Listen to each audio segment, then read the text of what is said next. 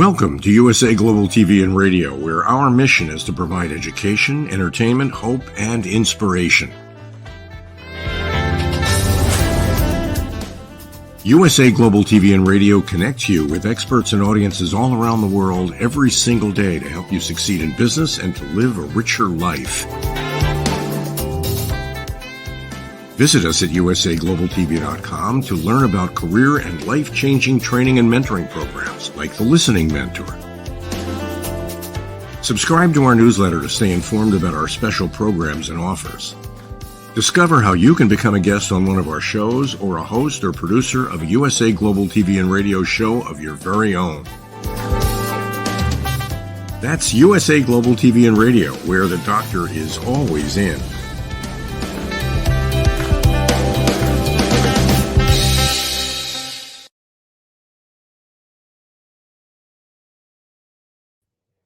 Hello, everyone. Welcome to USA Global TV and Radio. I'm Dr. Jacalyn Kerbeck, and it is my honor to host this show, the Listening Mentor program. And we are going to be focusing on unlocking the power of listening skills in your work from home routine. So wherever you are in the world, whether it's morning, afternoon, or evening, whether you're listening live on the replay or on a podcast platform, we are thrilled to have you here with us. If you like the content that we're sharing, please do spread the word and also go and subscribe to our channels on YouTube, USA Global TV and Radio, and Dr. Jacalyn Kerbeck. Now, let's welcome the star of our show. Her name is Caroline.heward, and she is in the United Kingdom.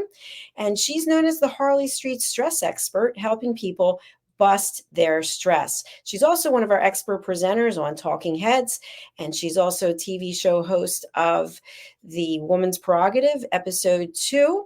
I'm sorry, show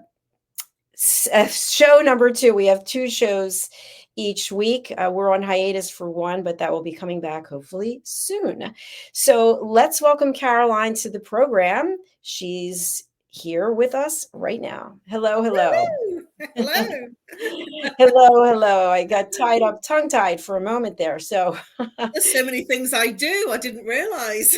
I know. It's an absolute pleasure that you're here with us today, especially on this show, The Listening Mentor, where we are bringing unscripted conversation and dialogue in the effort to help people learn how to find some peace, inner peace, and have better and more effective conversations and relationships. Caroline, tell our audience who's joining us for the first time a little bit about why you're so passionate about helping people. Thank you, Dr. Jacalyn. I'm passionate about helping people because most people don't realize when that they're stressed and they're suffering. They're looking for answers, but they don't quite know where to go, where to look. And so being on this platform in particular means that it allows me the opportunity to reach more people, to help more people. I'm very passionate about helping people because I come from a place where I was suffering with stress, anxiety, and depression in different times of my life. And I've solved those myself without using pharmaceutical medication and through all the different things, the modalities that I've learned. And I'm really passionate about helping others that are probably not aware to become aware and to be living a much more peaceful and happier life. You don't know what you don't know, and that's why I'm passionate about educating people and helping people live a better life. My whole thing is about busting your stress, whether it be physical, emotional, mental, or behavioral, whether it's a relationship you're complaining about, or whether it's somebody that's going through a grieving process, whether it's somebody that has anger management issues, whether it's somebody that's got physical ache and pain. I can help you break through the patterns that cause the problems that are causing your stress-related symptoms, however they may appear in your life. You move from feeling stressed to a place of feeling inner peace, calm, and have incredible night's sleep. And sleep is very important. When we are sleep deprived, we can be endangering ourselves as well as others. So please do reach out to Caroline. The contact information is in the notes. Caroline, let's talk about why you came up and how you came up with this topic about the power of listening skills in your work from home routine. Well, I was thinking, what should I do as a topic? And when I was thinking about the fact that so many people now are working remotely. So many people now, there's much more of a culture of working from home, or even working remotely within an organization, sort of what they call that hybrid. So doing some time in the office and some time at home. And if you have family, so if you're in a relationship and you have children, how does that relate to how you can work peacefully and yet still get the job done and cope with all the other distractions? And I just felt that it is a situation that so many millions, billions of people are in, that it was worth having a conversation about and doing a show about. So that's how I came up with the topic. And I don't know why we haven't covered it earlier on than this. That's funny. Yeah, I don't know why either. I actually have worked from home for decades. I had to go to an office at one point, but it is interesting because there's so many distractions when you're at home. Now, I live by myself, so I don't really have distractions, but we have distractions in our mind. So it's difficult to be present. And you and I have discussed this because we've had over the years a number of role plays. People can be looking right at you, but that doesn't mean that they're actually listening to you. So when we're on virtual platforms or virtual calls, it's difficult to actually get someone's attention. So what have you discovered as a therapist and how this is impacting people? Well, I've seen Zoom calls and conference calls where you've got some training, and I've seen people eating their lunch, eating dinner, drinking wine, smoking recreational substances, or they've not got their camera on. I mean, I've seen it all. It's like it's almost like they don't realize that people can see. And so it's almost like it's become a more relaxed, almost like they're watching the telly, and so they're doing all sorts of other things, and they're just hopping up and putting the kettle on and making a drink. I mean, I was in a 1 hour networking meeting that was a business forum, and I did 2 meetings. And in the one meeting, it was an all ladies meeting, and there was they did breakout rooms, and so there were 4 of us. And both times that we were in the breakout rooms, there was someone that when I began to speak and had my kind of 3 minutes, that somebody got up and disappeared, didn't apologize. And so I did my bit, and then they came back. And then on the second time that we had 4 of us, that somebody just got up, didn't say anything. And then when I'd finished my bit, they came back to the camera, and I just thought it was really odd. I didn't feel very good about that experience, and I'm not going to go back. And I'm wondering whether to give that feedback to the organizer of the meeting. But this is what I have experienced, that people, I feel, aren't giving it the attention. And that was something that, it was a very dedicated hour. But this is something that I feel is going on, that people will not go on camera because they're maybe doing their ironing, or maybe, having lunch or dinner, or they're doing something else. But you can't listen and be doing whatever you are in terms of that online forum. That's very true. It's interesting here, and I don't always share this with people, but when people are backstage, I can see them and the things people are doing. Just like, hello, please leave your clothing on. And people are they're using those vape things, and they're sucking down drinks and whatever, because they think no one can see them. But what I really find is, especially when I'm behind this green screen, I put on a different persona. So I'm dressed and ready to go. I am paying attention. As you know, there's no script, so I have no idea what I'm going to ask you. And that means I really have to be listening. I mean, you and I have good chemistry. We've been working together for years. So it's easy flow for us, I think, compared to some other people maybe who haven't worked together before. But I think when you are multitasking, which I used to say, oh, I can do 6 things at the same time. Yeah, I guess I could, but I wasn't doing them too effectively. So can you discuss a little bit, as a therapist, even when we think we're really being successful by doing numerous things at the same time, how that could come back to bite us? Yes, and it's a really good, interesting analogy, that you thought you could do 6 things, and now you have the understanding and the awareness that it's not possible to do 6 things. effectively. And this is what we're shown in terms of our corporate lives, that we're much more productive if we can do many things at once. But in my training and in my many years of training and therapy work, I have now the understanding, and I've worked it out because I sort of thought, well, if I do admin, then I'm very quiet and calm and focused and looking through the paperwork, and it gets done, and it gets done very efficiently. Now, if I get a phone call while I'm doing that admin, I can get thrown off. I'll do the phone call, have all the attention with that person, forget where I am. And I certainly did it yesterday, where I was filling in a form. I did a really nice email to send the form off to a company that I'd been speaking to that day. And they came back and said, oh, it's really lovely to chat to you. We don't seem to have the attachment. Could you send it for us to look at, please? And so then I felt really silly. And that was because I got distracted by a phone call, and then I forgot, and I just sent the email. So I don't believe that you can do many things, because it's easy. If you're a juggler and you're juggling all the balls, it's very easy to miss one and lose one. Now, one of the things that I learned is that if you put different and similar tasks together, you get more done. So if I do admin in terms of going through my invoices and going through my accounts, I do very well and it goes through quickly. But if I stop and then do something else and go back to it, I slow up. Or if I do a different type of task, then it takes hard to get into the rhythm of it. So it's sort of like, and I've learned that through doing it. If I sort of stop, start and do different things, 2 or 3 different things, then the energy momentum of doing that one job, that one task, loses momentum. And so I lose time. And also in my training, I have learned and discovered that it takes 20 minutes to change from one task to another, one energetic task to another.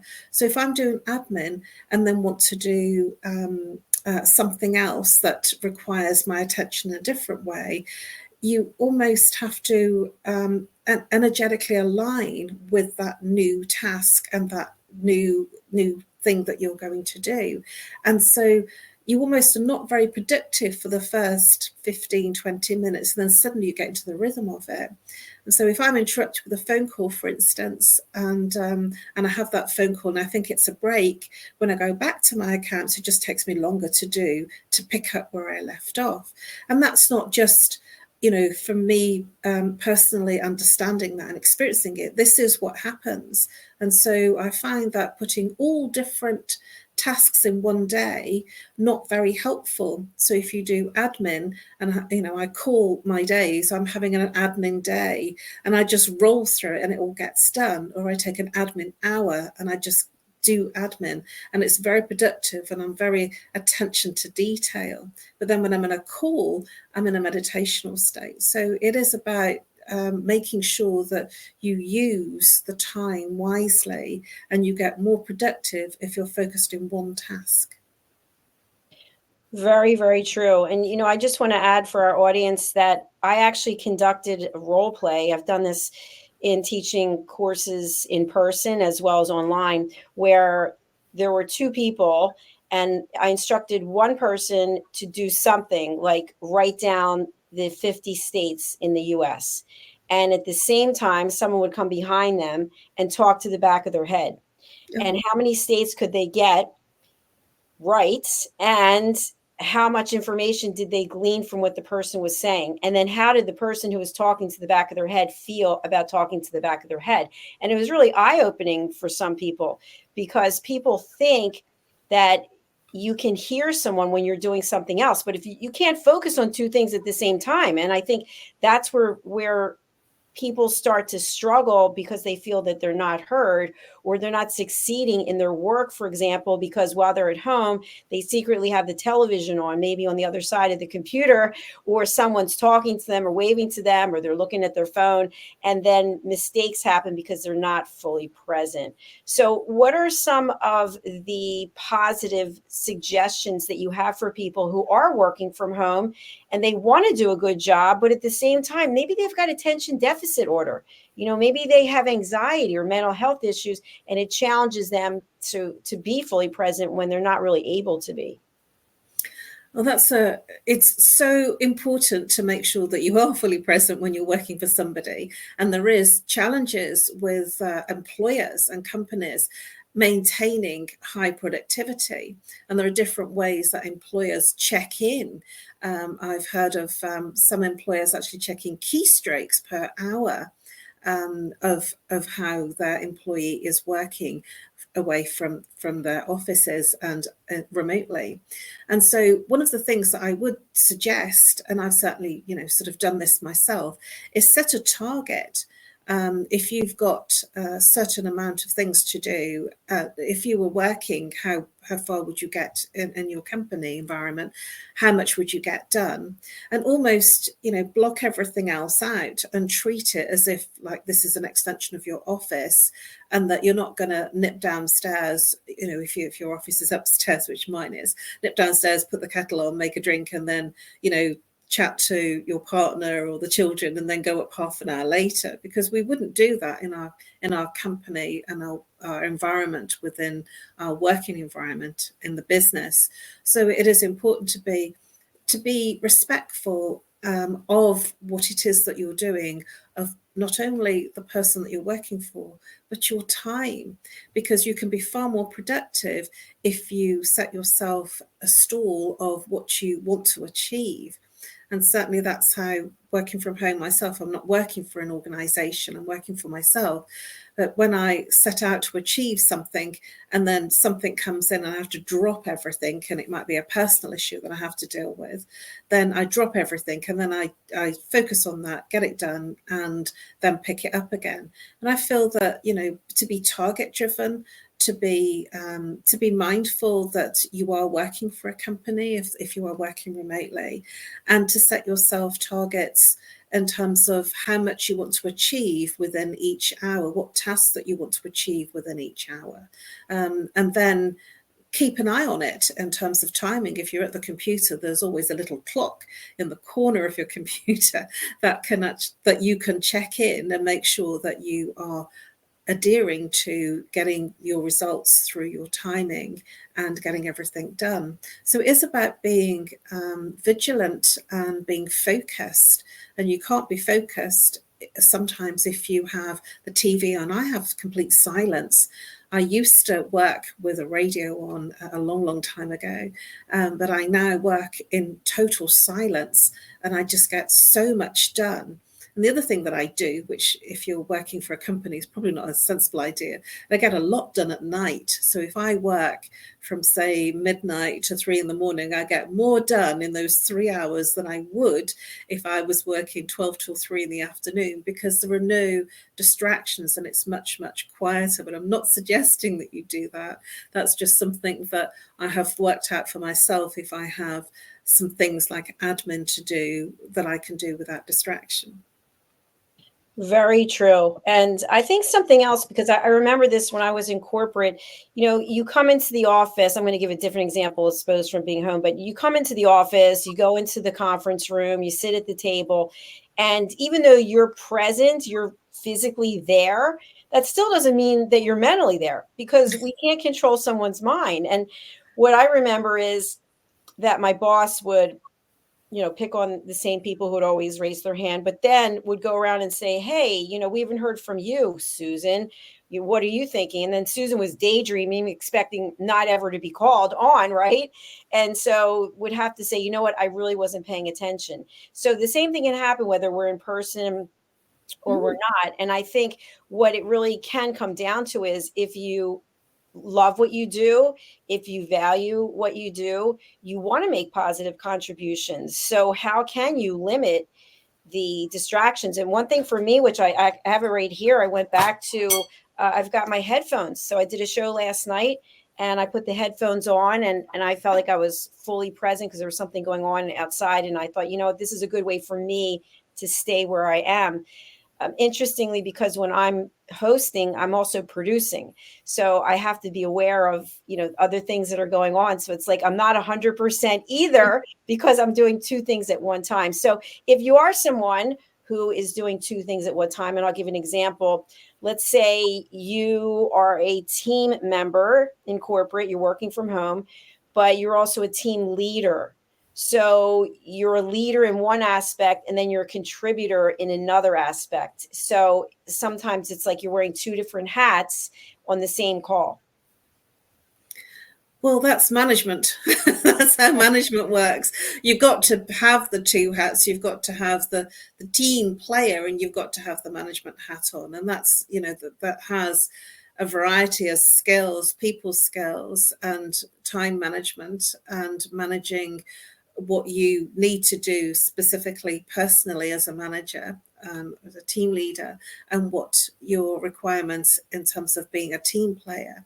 And people are recruited and they're elevated into management positions because they can do that, because it's a skill.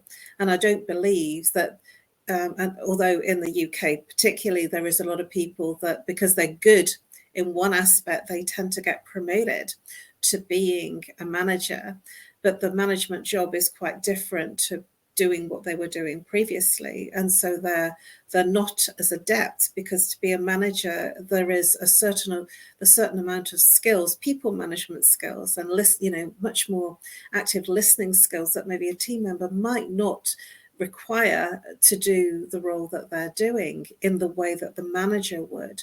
And I certainly have worked for many managers that were not qualified or trained.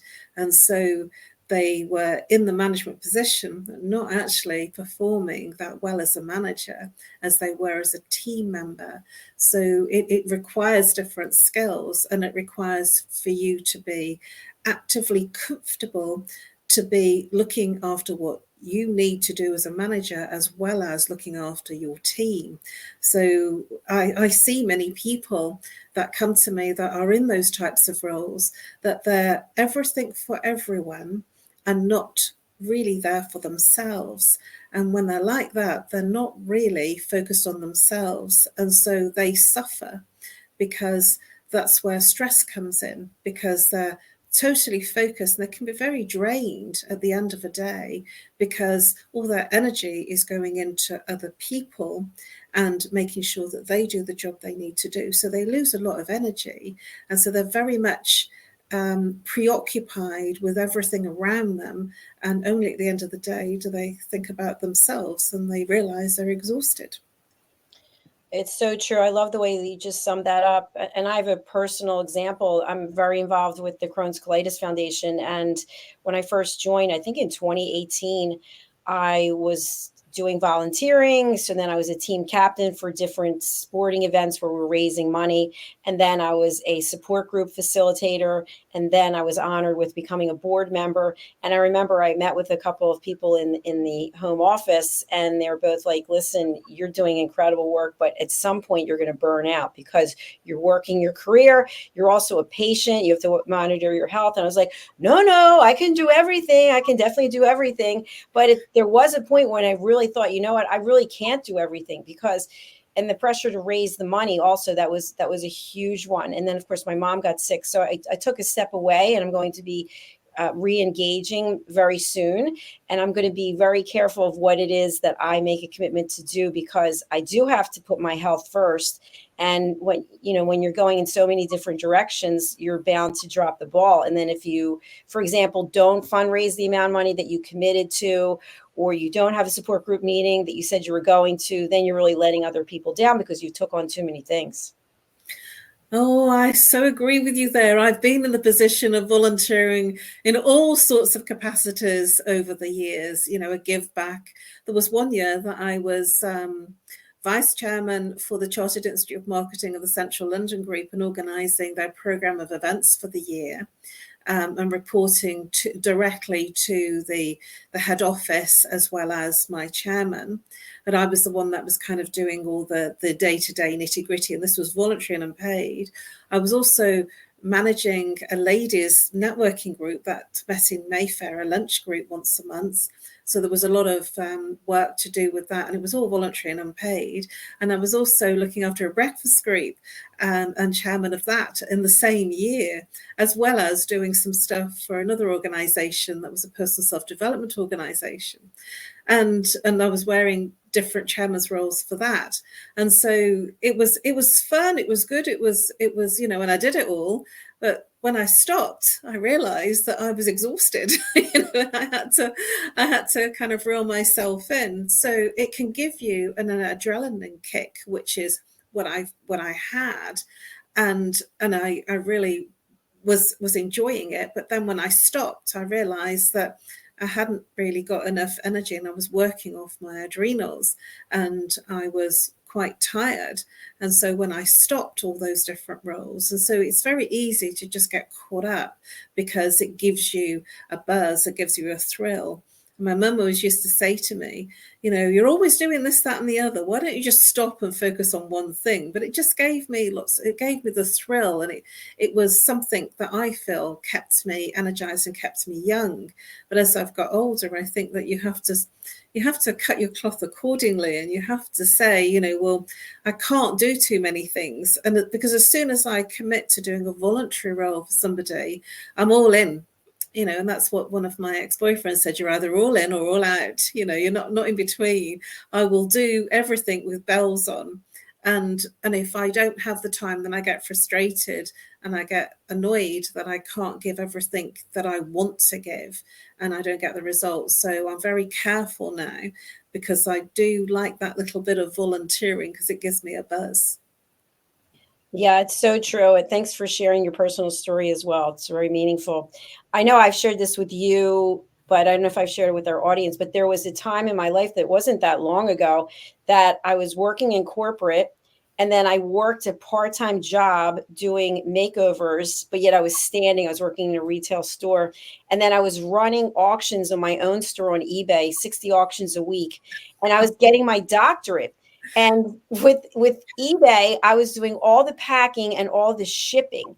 So, and then I was doing my doctorate at night, which is a huge undertaking. Some people just focus on their doctorate. So I had the corporate career where I was it was a lot of stuff. And I used to get 3 or 4 hours of sleep. And I was so proud of myself. I was like, oh, look at me going. I'm like indestructible. But, as you look back over it, you realize how ridiculous it was, because your health, and I have health issues, your health's really jeopardized because you're doing so many things. But there is an incredible rush, and then a feeling of accomplishment, and that you are ultra powerful because you're able to get so much done. But if you look at it from a therapist perspective, what would you say if someone like myself came to you and said, hey, I'm doing this, I'm doing that, I'm doing this, I'm doing that? What would you share? Well, that's all great. And how are you? And how are you coping? Are you sleeping okay? Because when how are they feeling when they stop? And the reason that they usually reach out to me is because something's wrong. And usually something's wrong either in their physical health, or something's wrong in their relationship, in terms of family or in their intimate relationship. And so it comes out in other ways. They will say, oh, I'm not sleeping, but I take sleeping pills. Or they'll say something like, I seem to have a constant headache, but they're drinking lots of coffee. And it's because it's a strategy. It certainly was a strategy that I did, and I wore it, with a badge of honor. And I always write a Christmas newsletter and put it in a Christmas card. And many of my friends said, I was dizzy looking at all the things you did. How did you fit it all in? And I hadn't put half the things that I was doing in that newsletter. So I was getting feedback, and I certainly don't do as many things as I used to do, but I do meet a lot of people, both in, as a client, or in terms of my networking and my interactions with people that are very busy doing lots of things. And my question would be, what is making you fill the time in the way that you are? because they are distractions, and even we're getting something from it. And what is it that you're getting that is not working in your life? Because there'll be something really great in what they're getting from it. Usually it's a strategy to hide from something that's not working within the family or the relationship. And so when I see people that are very successful, super successful in their work, in their occupation and their voluntary capacity, but then when you look into their personal life, there's things that are not working. It's like it falls apart. And so for some people, it's a strategy to be feeling accomplished and not have to face what's not working personally. And I certainly was in that situation when I was married. I was doing a lot of things outside of the marriage because it wasn't working, and not even realizing it was a strategy that worked so that I still felt okay. And it was only when I stopped, and it was Christmas, that we both reflected that, I hadn't actually been home very much because I was at this committee meeting, that committee meeting, this event, that event. And I hadn't really been home in the evening. So I did a full day at work, and then I was at different meetings, not coming home till late. So I was failing in my being in that relationship and actually being fully present in it. Well, again, thank you for your honesty. I think something that it's like the chicken or the egg, which comes first. So if you're in a relationship where you don't feel valued or you don't feel heard, sometimes that is the course that we'll take. What is it that does bring me joy? If it doesn't bring me joy to spend the evening with you, then I'm going to go find something else that does, as opposed to potentially maybe opening that door, that can of worms, where now we have these long drawn out conversations every night. And you're thinking to yourself, I just can't take another one of these. I'd rather be bowling, for example, whatever it might be. I'm not a bowler, but so then when you start to look at it, enough time has passed and the other person is now really aware of the fact that you're not around, then it's kind of like, is it even too late?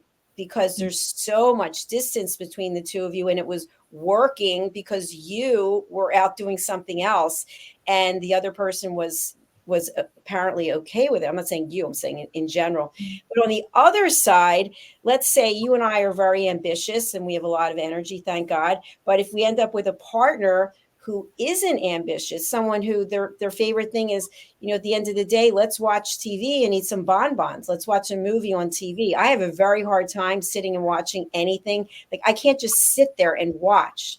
So I'll have something on the computer, maybe on Netflix or Amazon, not a paid spokesperson. But at the same time, I'll be listening to it, but yet I'll be doing something, but I'm not fully engaged in it.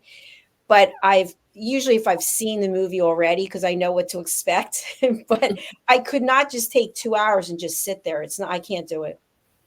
Well, I so hear you, because I've put a movie on and then I've taken a call, or I've thought, oh, I must do this email. And then the movie is on, and before I've realized it, 2 hours has gone by, and then I go back and I didn't see it. And I just got caught up with doing something else. And that happens so often. But there are times that it's good to take a chill pill and sort of stop, because, sort of whatever it is that you do that makes you recharge, one of mine, some of the things that I do is dancing and meditation.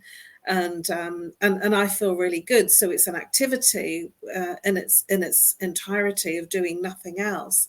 But I do so hear what you're saying about having something on the TV, but then getting preoccupied with doing something else.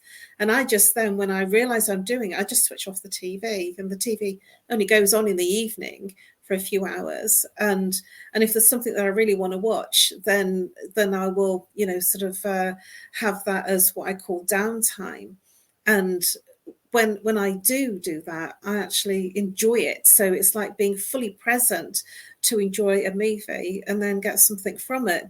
One of my challenges is that a lot of movies these days seem to be fighting and guns and that kind of thing. And I just think, I can't do this. This doesn't, that seems to be a lot of movies these days. So I like to watch drama without all the fighting and the killing. But, sort of there does seem to be a lot of that in a lot of movies. And as soon as I see certain characters that I know are very much in that fighting mode. I just think, oh, I won't bother. So it's that's everybody's, what everybody likes and what's right for you. So I don't watch a lot of television, and when I do, I enjoy what I watch. But I frequently find that if I'm distracted doing something else, it's because I'm not really in the movie and I'm not enjoying it. But yes, distraction, even when you're chilling, is just as important. I tend to switch off the TV and almost go to sleep early, and then I wake up at some ridiculous o'clock, as you well know I do. Yes, I know that you're working at midnight oil, so to speak. But I've also known people who were married and then they became single again, and they have to have all kinds of, it could be music, the television, every room something's playing because they can't stand the sound of the silence. And for me, I love the silence. I don't like the noise. I don't have a television in my bedroom. In fact, I don't have any television that's working at the moment because we're packing up, but I don't even watch regular television. I don't know. I don't want all those commercials. And I just feel there's so much negativity out there. I'd rather listen to something like what we're talking about, something on our platform. But many people feel very much alone or isolated if they don't have some kind of noise playing in the background, even taking a shower. I mean, I know people who have a radio in their shower. It's like, oh my gosh, I just want to hear the rainfall and the waterfall, or even if you're looking outside and you hear the rainfall, it's comforting, it's soothing in some way. But we're coming to the last part of our show, so I'd love to have you share anything that we didn't discuss today that you think is important for people who want to learn, who want to have a more peaceful life, who are working from home. What do you have to share? Thank you, Dr. Jacalyn. God, that went really quickly, didn't it? Boundaries. I want to talk about boundaries within working from home. And like we've just shared, the fact that I will work, later. And that's because I live alone. But if I was in a relationship, I might be a bit different and have more formal hours where I switch out and stop. Boundaries, especially if you're working from home remotely and you're in a relationship, you have family, I think that's really important to set aside boundaries within your working environment and to ensure that you do take breaks, because I've frequently been glued to my computer doing things, and then I've been so focused on what I'm doing, especially if I'm creating a presentation or I'm doing some accounts work in particular. And why I'm talking about accounts is I've got a deadline looming, which is the end of this month, and I know that it has to be done, and so I will put all my energy into doing that and work all that, and then tire myself out because I'll probably do 8 hours straight without even coming away from the screen, and that is not good. So healthy boundaries, make sure that you take breaks away from the screen, and also make sure that if you're in a normal working environment, you would have a lunch break. So make sure that you take a break and have something to eat, because if you're not, by the time that you've done 6 hours, your body internally is flailing. So it's important to have breaks as well as be productive, because if you do 8 hours straight, you won't be as productive as taking short breaks. You hit the nail on the head. Thank you so much for that. Well, we're at the end of this episode. It literally flew by with roller skates. So, Caroline, what's the best way for people to get in touch with you, and who would be a good client for you? Thank you, Dr. Jacalyn. You can get in touch with me either via Facebook. You can follow me on Facebook, on LinkedIn, and you can reach out to me on email, nomorestress@live.co.uk, or call if you're international +44. If you're local, 07523 120 189. The kind of person that I would love to help is the kind of person that we've been describing, that's very distracted, very productive in work, and then finding that they're not able to relax, or they have physical pain in their body, not sleeping, or they're having any relationship difficulties or family difficulties. Also, a really good client for me, and something that I have a lot of attention on, is that we are in Mental Health Awareness Week. And so I would like and I would love to speak to the medical world in terms of providing talks for people within the mental health world, for the doctors, nurses, as well as patients, in terms of how they handle their stress, their physical, emotional, mental stress, because I know that what I share will really, really benefit you. And so I'd love the opportunity to speak to doctors, nurses, and people that are suffering within their environment of work because they're either looking after patients or they're suffering themselves with the kind of hours and the intensity of work that they're doing. Thank you, Caroline. Please do reach out to Caroline. I can tell you that she is a master at what she does, and you will have lots of peace and beautiful nights of sleep. So we're going to close out right now. And to all of our friends across the world, especially our friends in Florida, in Mexico, around the world who are about to or have been impacted by the Milton storm, our thoughts and prayers are with you. Stay safe. Evacuate. If they tell you to evacuate, get out. We can always get more materialistic things, but we only have one life. So thanks again. Sending my love. Thank you, Caroline. Thank you. Stay safe. Stay safe. Bye-bye.